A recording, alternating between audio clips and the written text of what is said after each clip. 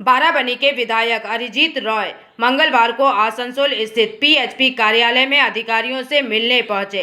इसके साथ ही उन्होंने इस कार्यालय के सभी ठेकेदारों से उनकी समस्याओं के बारे में भी चर्चा की।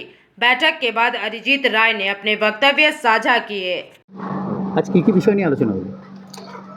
বিষয় জনস্বাস্থ্য কারিগরি দপ্তরে আসা মানে বুঝতেই পাচ্ছেন যে জলের সমস্যা, যেটা নির্বাচনের সময় আমরা যে এলাকায় ঘুরে মানুষের যে জলের কষ্ট, আমি বলেছি যে মানুষ চোখের জলে তৃষ্ণা মিটিয়েছে বারাবণী, সালানপুর সহ বিভিন্ন গ্রাম, মানে জল শূন্য একদম। তো সেই জায়গায় এবারে মানুষ এত বড় একটা গুরু দায়িত্ব দিয়েছে, তো সেই প্রত্যাশা পূরণের জন্য আমাদের সেই লক্ষ্যে এগোতে হবে। তাই আজকে আমাদের পিএইচির এক্সিকিউটিভ ইঞ্জিনিয়ারের সঙ্গে দীর্ঘ কথোপকথন হলো, আলোচনা হলো, এবং কিভাবে এই সমস্ত যে গ্রামগুলো জলের কষ্টে আছে, পানীয় জলের অভাব, সেগুলোকে কিভাবে মেটানো যায় আগামী দিনে, সেই বিষয়ে একটা পরিকল্পনা করা। এবং সেক্ষেত্রে আমাদের রাজ্য সরকারের তরফ থেকে আর্থিক সহযোগিতা থেকে শুরু করে সব রকমভাবেই থাকবে।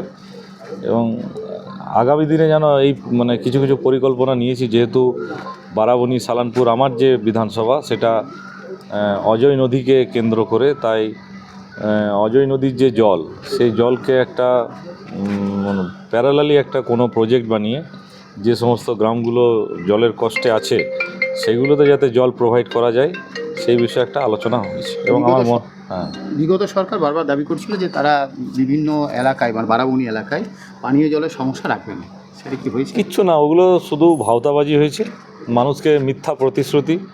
ওই যে জল জীবন মিশনের যে অর্থ, সেটা তো কেন্দ্রের বরাদ্দ, সেই টাকাও সঠিকভাবে ইউটিলাইজ করা হয়নি, বা যেভাবে কাজগুলো হয়েছে কোনো সম্পূর্ণভাবে কাজটাকে করা হয়নি। তো সেই জায়গায় সেই প্রজেক্টগুলো যাতে অতি দ্রুত সম্পন্ন হয়, এবং আরও নতুন করে কিভাবে নতুন জলের প্রজেক্ট বানিয়ে। आसनसोल से बिजू मंडल की रिपोर्ट, पीवीटीवी न्यूज़।